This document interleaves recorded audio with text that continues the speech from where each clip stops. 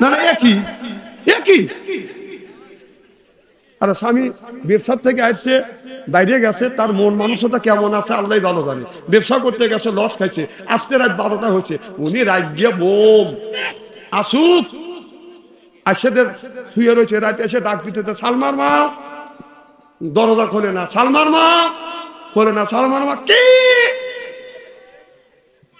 তখন স্বামী এসে বলবে দরজা খোলো, তখন কোথায় দরজা খোল, ও স্বামীকে রাগায় নেওয়ার জন্য বাধ্য করতেছে, কথা কম না গায়ে। স্বামী তো এসে বলবে দরজা খোলো, ওর ওই ব্যবহারে স্বামী বলতেছে দরজা খোল। তখন ঘরের মধ্যে যখন গেছে বলবে যে খাবার দাও, তখন বলতেছে বাদ দে। বউ তো রাগিয়ে রয়েছে, উনি আছে 12টার সময়, কোথায় বাইরে খাও। স্বামী কোথায় আবার লাঠি আন কৌড়ে, কারণ বউ দুসমস করে ওঠে আর করে গেবা মনে হয় উঠতেছি রে। কারণ রসুল বলছে খুলিকাত মিন জিলাই, এই নারী জাতিকে বাঁকা হাড়ের দ্বারাই তৈরি করা হয়েছে, জীবন ভরে বাঁকা থাকবে।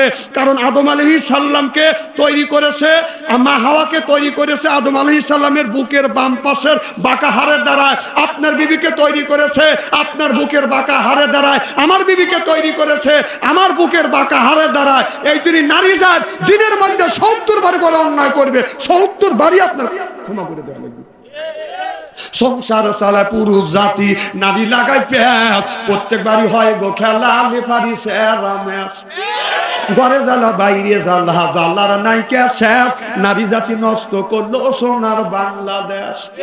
প্রেম প্রীতি ভালোবাসা নারী করছে শুরু, হিসাব করে দেখলাম নারী প্রেমের নাতের গুরু। আবার সত্যি কথা মিথ্যে কথা কবে বললাম আমি? আমার ভাইরা, আমার মুসলমান ভাইরা, আল্লাহ নবী গভীর রাত, গভীর রজনী যায় খাদিজাকে ডাক দিলেন, খাদিজা। অমনি দরজা খুলে দিলেন, চোখে যখন চোখ কইলেন আমার নবী মা খাদিজাতুল কুবরাকে সালাম দিবে, এমন সময় মা খাদিজাতুল কুবরা আমার নবীরে সালাম দেয়। আল্লাহ নবী বললেন আসসালামুল কাবলাল কালাম, আগে হলো সালাম তারপরে হলো কালাম। স্বামী যদি বিবিরে সালাম দেয় আর বিবি যদি স্বামীরে সালাম দেয়, স্বামী স্ত্রীর ভিতরে মহব্বত পয়দা করে দেয় কে? আমাদের বিবি কি সালাম দেয়? জোরে কম। এত রাতে বলতেছে না না বাড়ির যায় না, আজকে খবর আছে। বউ বলবি না আমি তোকে সালাম দিই অথবা না দিই, পাবলিক ফাংশনে বললি কে? সকালবেলায় নাস্তা বলতো। বিবি যদি সালাম না দেয়, আমরা কি বিবিদের সালাম দেই? जैसे के तैसे मिले रस के मिले रानी, बुत के बुहिते नी मिले खापसे नी रे, खापसे नी सरकम ठीक किने। বোঝা গেল বিবি যেমন আমরা আজকে আখিরি মোনাজাত করে বাড়িতে যা বিবিকে সালাম দেবো, বলেন ইনশা। আখিরি মোনাজাত করে বাড়িতে যা বিবিকে সালাম দিবেন আর বলবেন আসসালামু আলাইকুম, ও আমার বিবি আমার সালাম লাও। বউ লাকে কাফুল্লে হাসবে আর বলবে দম করা জায়গা পাচ্ছে না। অফকবি সালাম দিলে হাসবে না, কথা কয় না। আমি আমার বিবিকে সালাম দেই তো আমার বড় ভাবি খালি লাখে কাপড়লে হাসি। আমি বললাম বাবি তুমি হাসো কেন? আমার কয় তুই তোর বউ সালাম দিস তো শরম টরম করে না। কোন ব্যাপার কাম করি শরম করে না, সালামের আবার কিসের শরম? না না না, বিবির সাথে কোন কথাটাই হয় না, আর কি মান হয় না কম। আচ্ছা আমি হাসির কথা বললাম না হাদিসের কথা বললাম কন? এই যে আলেম ওলামা আছে, যদি একটা হাদিসের বাইরে কথা বলে থাকি আপনার হাসে উড়ো দিতেছেন, বাপসু অন্তের হাসায়, আমি হাদিসের কথা বলি আপনার হাসেন কেন? এর মানে হলো আমার চেহারা ডেলে হাসি। হ্যাঁ না না, আচ্ছা আমি হাদিসের মালানা ভাই এখানে হাদিসের কথা বলতেছি না।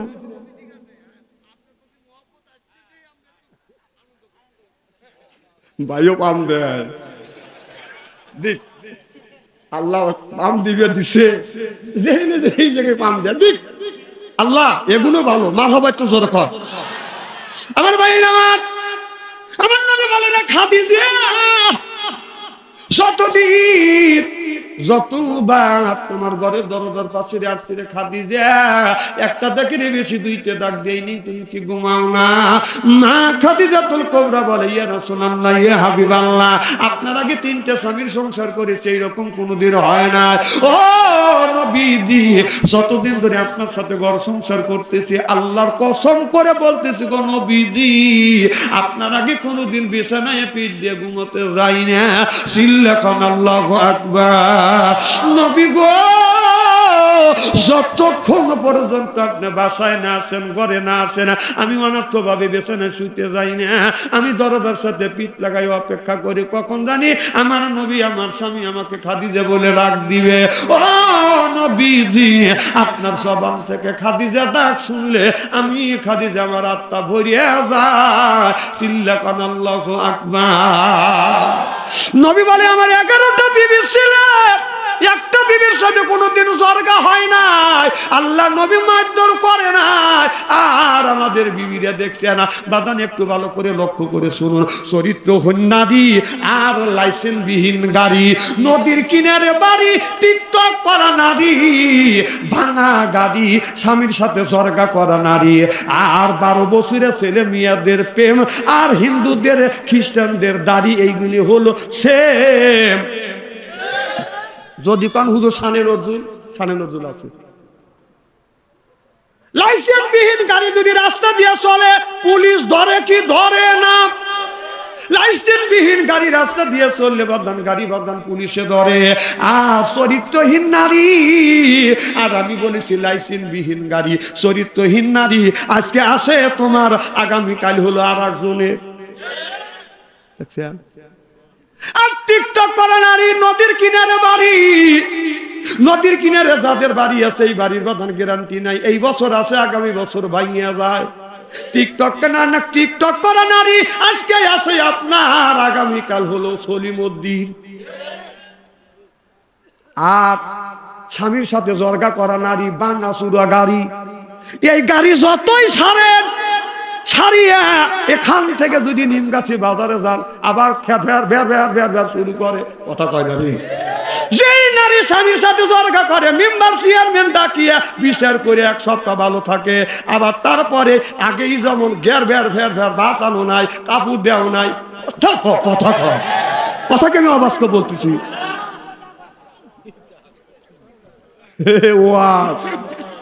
ওয়াজ তো সবাই করবে চায় না, খালি কেসা কাহিনী করবে। আরে মানুষের বাঁচার লাগবে তো। আর আমি বলেছিলাম 12 বছরের ছেলে মেয়ের প্রেম, হিন্দুদের দাড়ি খ্রিস্টানদের দাড়ি সেম। এর মানে হলো 12 বছরের ছেলে মেয়ে যদি প্রেম করে যদি ধরা পড়ে, কারণ ওর জ্ঞান নাই, কেউ বিয়ে দেয় না, মাও বিয়ে দেয় না, ছেলের মা বাবা বিয়ে দেয় না, মেয়ের মা বাবা বিয়ে দেয় না, বিয়ে দিলে ওরা সংসার করতে পারবে না, ওই মেয়েকে নিয়ে যায়, 2 বছর পরে বিয়ে দেয়, ছেলেকে ছেলের সাথে দেয় না, ওই ছেলেটাকে 3 বছর পরে আর এক জায়গায় বিয়ে দেয়, কোনোদিন ওই প্রেম সফলতা অর্জন হয় না। আর হিন্দুদের দাড়ি, খ্রিস্টানদের দাড়ি আজকে আছে কালকে নাই, কথা কও।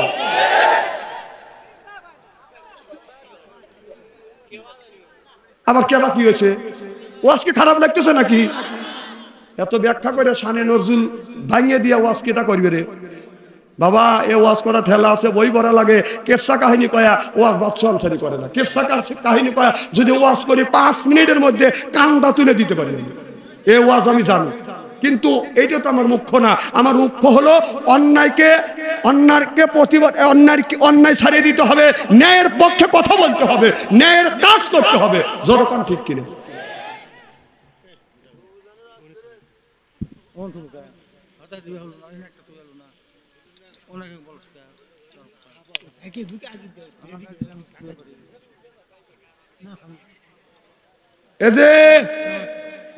যাও শোনেন, শুনে যান, এই ভাই শুনে যান। উনি বলতেছে আমার ঠেকাও দেখি। আমি বলে আসলে বলে ঠেকা ভালাবো ভাই, আমি যদি উঠি অপমান হবেন, বসেন, একটা কথা শুনে যান। আপনি যান, আমার আপত্তি নাই, একটা আঙুল তোলা লাগবে। হ্যাঁ হ্যাঁ হ্যাঁ, ওজন আসে, হে বাস বাস, আলহামদুলিল্লাহ, সরিয়ে দিলাম, যান। আর হবে একটা জোর কর। আবার আসলে মানুষের বিপদ আসতেই পারে, প্রসবের চাপ দিলে 1 আঙুল তুলবেন, 2 আঙুল তুললে আমি বসবো যে টয়লেটের চাপ দিচ্ছি, 3 আঙুল তুললে আমি বসবো যে বিড়ির নেশা ধরছি, আর 4 আঙুল তুললে আমি বলবো যে প্রেমিক মিস কল দিছে, দেখা করতেই হবে। এ জ্ঞান আমার আছে। তাছাড়া এই জ্ঞান যদি না থাকতো সারা বাংলাদেশ ওয়াজ করতে পারতাম নাকি? আমার ভাইয়েরা, আমার মুসলমান ভাইরা, আল্লাহর হাবিবের উম্মতেরা, মা খাদিজা রাদিয়াল্লাহু তাআলা আনহা বাদান প্রথম যখন বিয়ে করলেন, প্রথম বিয়ে করবার পর মা খাদিজাতুল কুবরা বাদান স্বামীতে বাদান মারা গেলেন। এখন স্বামী যখন মারা গেলেন, মা খাদিজাতুল কুবরা গার্জিয়ান বলল, স্বামী একটা মারা গেছে, তোমার দ্বিতীয় বিয়ে করা লাগবে। মা খাদিজা দ্বিতীয় যখন বিয়ে করলেন, একটা যখন সন্তান জন্মগ্রহণ করলেন, একটা সন্তান হওয়ার পর দ্বিতীয় স্বামীতে বাদান মারা গেলেন। মা খাদিজা এমন মনে চিন্তা করলেন, দুইটা বিয়ে করছি, দুইটা স্বামী মারা গেছে, আর বিয়ে করিবে না, এই রকম বাদা নিয়ত করে বসে আছে। কিন্তু তার গার্জিয়ান পক্ষ বলতেছে, খাদিজা তুমি হলো মক্কা মদিনার মধ্যে সবচেয়ে ধনী মানুষ, ও খাদিজা তোমার ব্যবসা কে দেখাশোনা করবে? মহিলা মানুষ হয়, তুমি একা একা দেখাশোনা করতে পারবে না। খাদিজা তৃতীয়বারের মতো তুমি বিয়ে করো। না খাদিজা তৃতীয়বারের মতো যখন বিয়ে করলেন, তৃতীয় স্বামীর সাথে বিয়ে হইয়ে মা খাদিজাতুল কুবরা বাদান দুইটা সন্তান হলো। দুইটা সন্তান হওয়ার পর তৃতীয় স্বামীটা বাদান মারা গেলেন। মা খাদিজা মনে মনে চিন্তা করলেন, আর আমি বিয়ে করব না, এই বলে বাদান মনস্থ করলে। আমার কথা কি বুঝতেছেন? আমার নবীর মা খাদিজাতুল কুবরা রাদিয়াল্লাহু তাআলা আনহার বাড়িতে বাদান আপনার রাখালির চাকরি করতেছে কঠিন মধুর দেশে। নবী আইলো মানব বেশে, মেসরাতে গেল জঙ্গলায় গো নবীজি, আপনাদের দেখিতে মনে চায়। আপনাদের চায় না? যদি চাই একটু জবান খুলে বলুন, আপনাদের দেখিতে মনে চায় ও গো নবীজি, আপনাদের দেখিতে মনে। নবী মা খাদিজার দেশে রাখালের বেশে মেচরাতে গেলেন জঙ্গলায়। দেখে বনের পশুগণ ভক্তি করে নবীর দুই চরণ। দেখে বনের পশুগণ ভক্তি করে নবীর দুই চরণ। নবী যদি নবী আপনার দিদার পায় গো নবীজি, আপনাদের দেখিতে মনে চায়, আপনাদের দেখিতে মনে চায় গো নবীজি, আপনাদের দেখিতে মনে চায়। আল্লাহু আকবার। আমার নবী বক্তি নিয়ে যায়, নবী আগে আগে যায়, আর বক্তি গুনে পিছনে পিছনে যায়। মনে হয় আপনার স্কুল থেকে বাদান শিক্ষা অর্জন করে আসছে, মনে হয় ইউনিভার্সিটি থেকে লেখাপড়া করে আসছে, কোনো দিকে যায় না। নবী আগে আগে যায়, বক্তি গুনে পিছনে পিছনে যায়। আপনার আমার মতো যদি 20-50টা বরকি নিয়ে যদি যায়, 3জন লোক বাদান লাঠি দিয়ে বাইরেও বাদান ঠিক করা যায় না। ডানে যেতে করলে বামে যায়, বামে যেতে করলে ডানে যায়, কাতাকুতো করে হাতাহুতো করে। সামনে যদি দেখে পানি লাগে গেল, ভক্তি টানাটানি।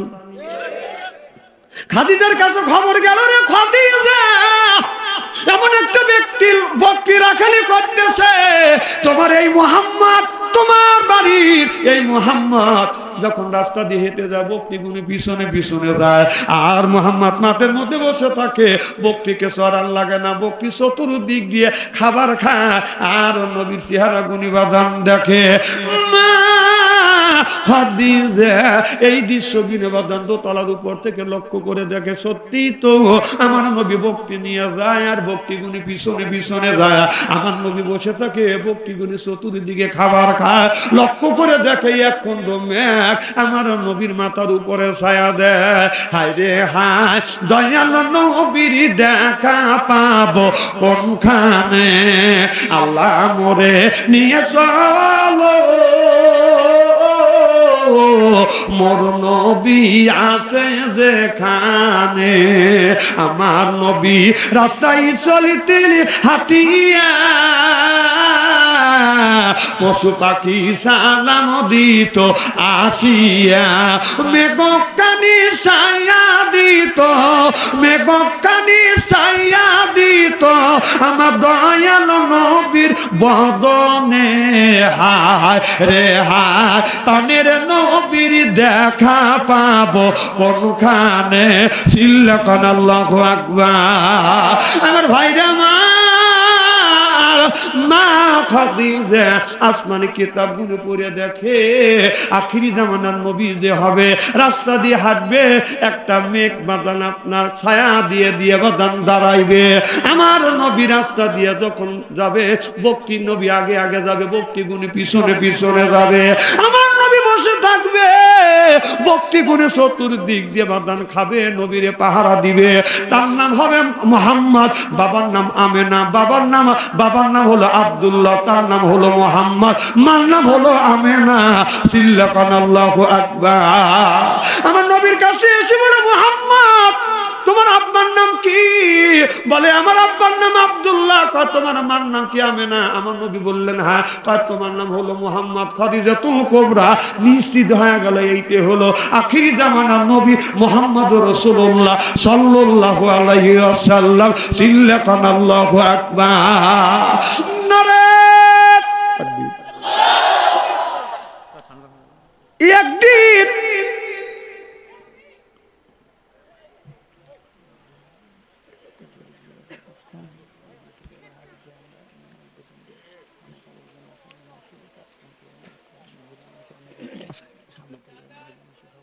আচ্ছা, আজকের মাহফিল আল্লাহর দরবারে কবুল হতে এটা কি স্যার?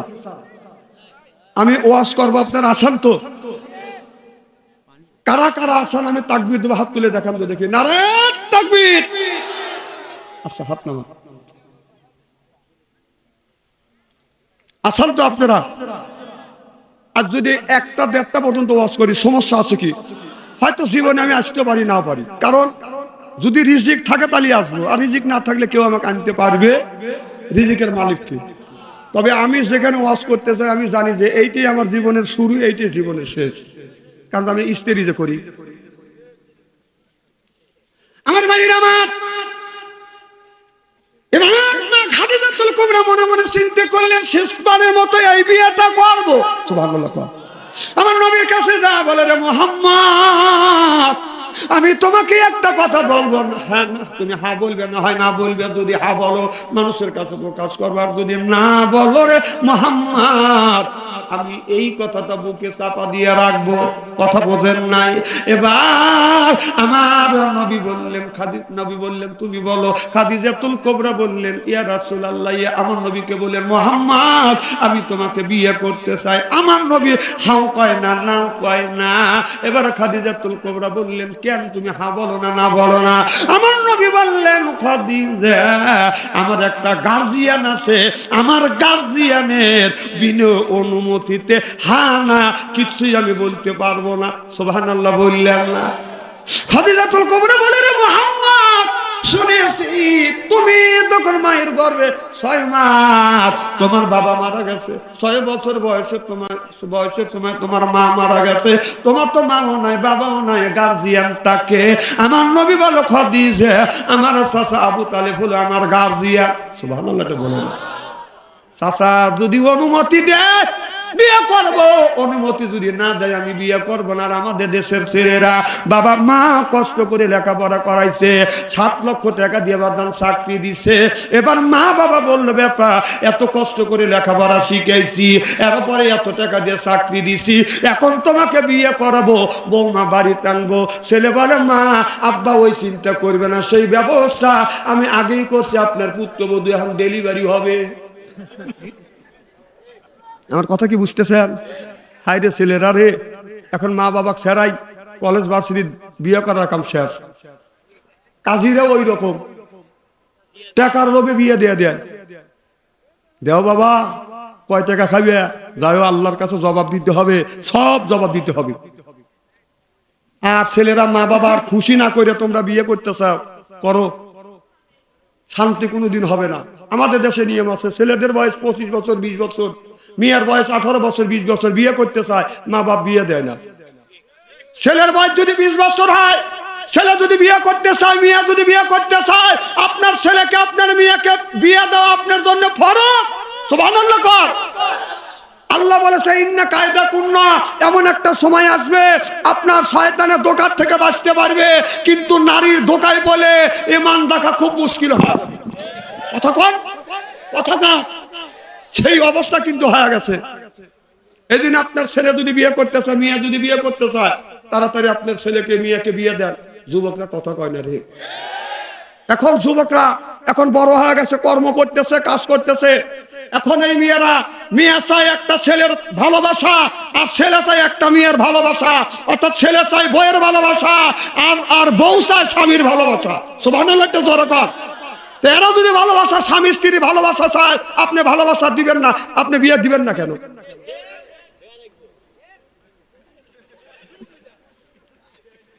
আচ্ছা দেন, আমি কি নিষেধ করতেছি নাকি? না না, আমি বলতেছি এগুলি ফরজ। অনেক লোক কয় যে হুজুর 25 বছর বয়স হয়ে গেছে, আপনার ছেলে বিয়ে দেন না। আমি বলি হুজুর ও নিজ পায়ে দাঁড়ায়। আমি বললাম ও নিজ পায়ে হাতে না, তোমার পায়ে হাতে। না হুজুর, ও তো রিজিক কামাই রুজি শেখে নাই। তুমি রিজিকের মালিক কি? তুমি তোমার ছেলেকে, তোমার মেয়েকে দুনিয়ায় পাঠানোর 50,000 বছর আগে আল্লাহ রিজিক দিছে, তারপরে পাঠাইছে। আমার ছেলে 15 বছর বয়স, বড় হয়ে গেছে, হিস্টি বিষ্টু। আমি একদিন রুমে শুয়ে রয়েছি, ও আর এক রুমে শুয়ে রয়েছি। আমার বড় ছেলে বিয়ে করেছে, আমি জানি তো আমার বড় ছেলের কোনো শালি নেই। কে ও ওই রুমে শুয়ে থেকে ভাবছে আব্বা বাইক নাই, ওই রুমে শুয়ে থেকে গান গেতেছে। আমার বড় ভাইয়ের শালি নাম ছিল তার রানী, 3টে বছর ঘুরাইলো কেন আমারে, হায় হায় 3টে বছর ঘুরাইলো কেন আমারে। আমি চিন্তা করলাম ওর সাথে তো মারামারি করা যাবে না, বড় হয়ে গেছে। তখন আমি আবার উত্তর দিলাম, আমি ভালো কইরেই জানি নাই তোর বড় ভাইয়ের শালি এত বড় মিথ্যা কথা কলি রে বেটা, এত বড় মিথ্যা কথা কলি। যখন সে এখান থেকে খালি দরজার একটা খটার শব্দ হয়েছে, যা দেখে যে দরজা খোলা, খাট আছে, লেপ আছে, বেটা নেই। নাই নাই 2 দিন 3 দিন পরে বেটার খবর নাই। কে 2-3 দিন পরে বুঝো সুঝো বেটা বাইক নিয়ে আসা হয়েছে। ওকে হাত দিয়ে মারি নেই, হাতুড় দিয়ে মারছি। আমি চিন্তা করলাম ও তাহলে তো বিয়ে করবে স্যার। আমি তো বুঝলাম, ও তো ছাত্র মানুষ। তারপরে আমি দেখে শুনে একটা বৌমা আনলাম, বৌমা আনিয়ে দেওয়া স্যার আল্লাহ রিজিক খুলে দিছে। সুবহানাল্লাহ, এটা জোরে কর বাবা। এই জন্য আমি জানি রিজিকের মালিককে। বৌমা এসে আসার সাথে সাথে ছেলের একটা কামের রাস্তা আল্লাহ বাড়ি করে দিল। লাভের সাথে বৌমা এসে আমার খালি আব্বা কয়, আমি কে জিমা এই ডাকগুনি ফিরি।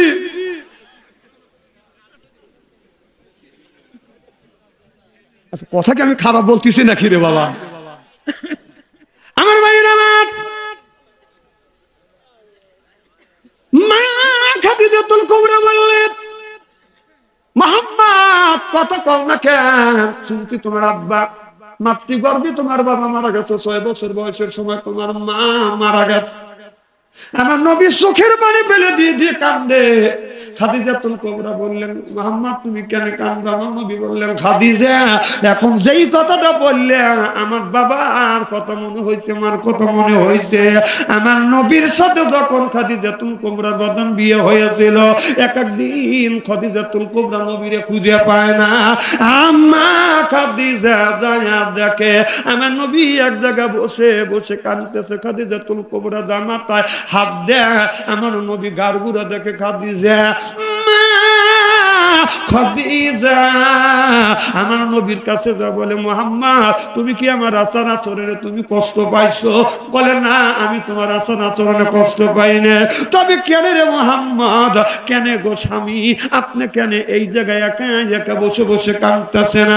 আমার নবী বলে, খাদিজা আমার মা বাবার কথা যখন মনে হয় আমি নবী নীরবে বসে বসে কান্দি আর বলি, আল্লাহ আমি আমার মা বাবার আদর আমি ভালো করে পাই না। খাদিজা আমার মা 6 বছর পর্যন্ত আমি মাকে দেখছি, আর মাতৃগর্ভে আমি আমার বাবারে হারাইছি। যার মা নাই, যার বাবাটা দুনিয়ায় নাই, সেই কিন্তু মায়ের ব্যথা বোঝে। বাবাদের মারা গেছে, সেই কিন্তু বাবার ব্যথা বোঝে। দুনিয়া সব মানুষ স্বার্থের পিছনে করে, একজন দুইজন ব্যক্তি স্বার্থের পিছনে করে না। একজন হলো মা, আর একজন হলো বাবা। সিল্লাকান আল্লাহু আকবার। খেদমতে মা দরপে দর কুন এখতিয়ার, তাসফিয়ার মালে দৌলত বখতিয়ার। মোল্লা আলী কারীম রাহমাতুল্লাহ আলাইহি বলেছে, কেউ যদি মা বাবার পায়ে হাত থেকে যদি চুমা দেয়, সে যেন আল্লাহর জান্নাতের খাম্বায় চুমা দিল। সিল্লাকান সুবহানাল্লাহ। বাবা, মা কি নিয়ামত, বাবা কি নিয়ামত। যার মা নাই, বাবা নাই, সেই কিন্তু বোঝে। বাবা, মা, এ বাবা কথা বলো না, তুমি কি জিনিস আমি চিনি তোমার। উনি বলতেছে আমি কি জিনিস, তুমি কি জিনিস আমি চিনি না। অমরটা ভেরভার করতেছে, তোমার কথাই তো বোঝা যাচ্ছে।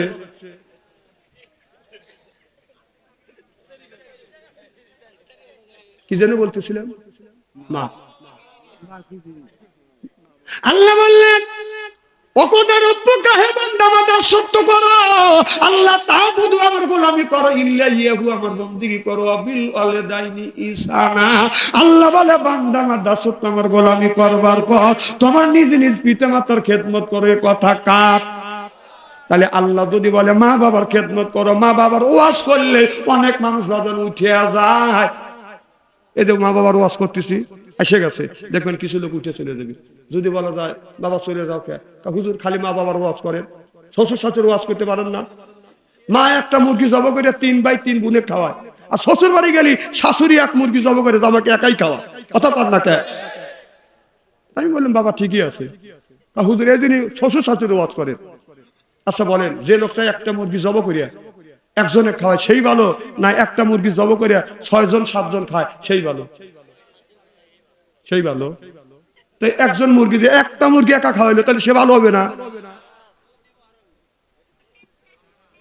তাই কেন মাখ থুইয়া ভিন্ন খাইতে চাও? না না, ভালোই যদি হয়তো। তার মানে হলো শাশুড়ি একটা মুরগি জব করে আমাকে একটাই খাওয়ায়, কারণ তার পিছনে স্বার্থ আছে। শাশুড়ির স্বার্থ আছে, কারণ তোমার ঘরে তার মেয়ে আছে, তোমাকে মুরগির গোস্ত খা, তোমাকে পাম দেয়। কথা কর না কে? আর মা তো পাম দেয় না বাবা। স্বার্থের পিছনে শ্বশুর করে, শাশুড়ি করে, বউ করে, ছেলে করে, মেয়ে করে, ভাই করে, বোন করে, স্বার্থবিহীন 2 জন লোক পৃথিবীতে আছে। একজন হলো মা, আর একজন হলো বাবা। যেরকম সুবহানাল্লাহ। বাবা, মা যে কি জিনিস, বাবা কি জিনিস। আপনি যদি সেই তারা শহরে যদি যান, আজকে যদি দেরি হয়, রাত 12টা হয়, আসে দেখবে বাড়ির সব মানুষ ঘুমোচ্ছে, বিবি খানা পিনে করে ঘুমোচ্ছে, ছেলে মেয়ে ঘুমোচ্ছে, ভাই ঘুমোচ্ছে, বোন ঘুমোচ্ছে। 2 জন ব্যক্তি ঘুমায় না, একজন মা, একজন হলো বাবা।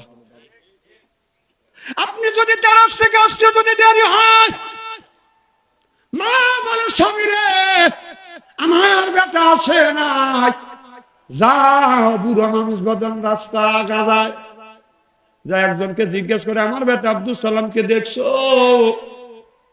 বলে দেখি না। বাবা 3 রাস্তার মাথায় বাদাম, 3 রাস্তার মোড়ে দাঁড়া থেকে চিন্তা করে মনে হয় সে আর একটা রাস্তা দিয়ে আইছে। এবার বাবা দৌড়া বাড়িতে এসে বলো আব্দুল সালামের মা।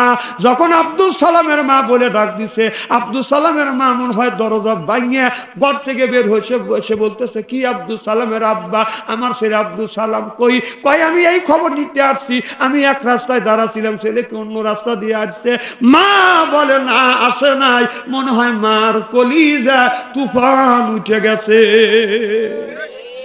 বাবাকে আর স্থির থাকতে দেয় না, স্বামী তাড়াতাড়ি যাও, আমার ছেলের কি হইল। আরে মা বসে থাকে, ওই বাবা ছেলেকে খুঁজে নিয়ে আসে। মা খাবার খায় না, মা এই খাবারটা লেপের মধ্যে তোষকের মধ্যে রেখে দেয়, আমার বেটা রাত 12টার সময় আসবে, ঠান্ডা ভাত খাইতে পারবে না, ছেলের বাদান কষ্ট হবে। এই জন্য মা বাদান অপেক্ষা করে। যার মা নাই, যার বাবা নাই, সেই কিন্তু মায়ের ব্যথা বোঝে। ও রাজা, মা বাবা যার মারা গেছে, সে জানে মাথার উপর থেকে 2টা বটের ডাল বাদান দুনিয়া থেকে বিদায় হয়ে গেছে। মা এমন নিয়ামত, বাবা এমন নিয়ামত, জীবন ভরা ওই নিয়ামত বাদান খুঁজে পাওয়া যাবে না। চিল্লাপান ঠিক কিনে। বাবা, আমি বাবার ব্যথা বুঝি, মার ব্যথা বুঝি। আমার বাবা এই জমিনে 100, আমার বাবা 97 বছর পর্যন্ত জীবিত ছিল। আমার মা 112 বছর পর্যন্ত এই জমিনে জীবিত ছিল। বাবা যখন জীবিত ছিল, আমি যখন ব্যাগ নিয়ে যখন মাহফিলে যাইতাম, বাবা পিছপিছ আসতো, আমার পিছনে পিছনে যাইতো, আর বলতো বেটা কখন আসবে? আমি বলছি আব্বা রাত 12টার সময় আসবো। আবার বাবা পিছ পিছ আইছে, আবার একটু পরে জিজ্ঞাসা করছে বেটা তুমি কখন আসবে? আমি বলছি বাবা আমি রাত 12টার সময় আসবো, আপনি কেন আমার পিছনে পিছনে আসেন?